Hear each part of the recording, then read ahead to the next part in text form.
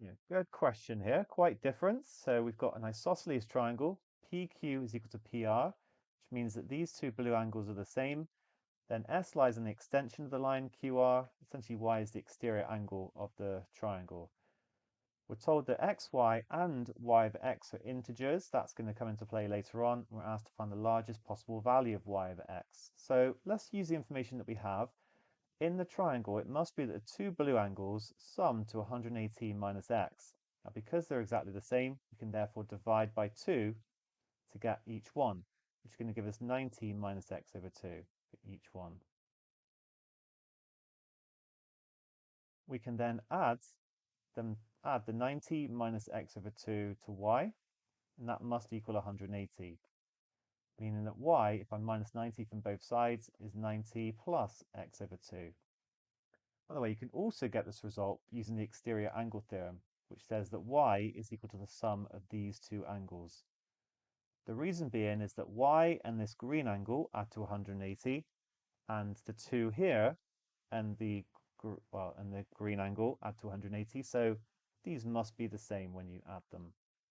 Okay, that can be quite useful just to speed things up a little bit. That means that y over x is going to equal 90 plus x over 2 over x. It feels like we'll want to make y as big as possible and x as small as possible, but remember they're interlinked, so I need to write it like this.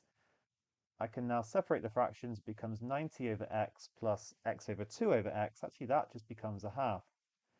Great, so what I really want to do is make now x as small as possible, except we need them all to be integers, y included, and y over x.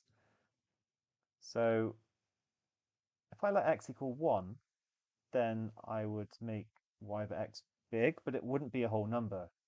X equals 2, I'd get 45 and a half. X equals 3, I'd get 30 and a half. What about x equals 4? So if x is equal to 4, that's my, 1, 2, and 3 didn't work because we didn't get y over x as an integer. But now I would get y over x is 45 over 2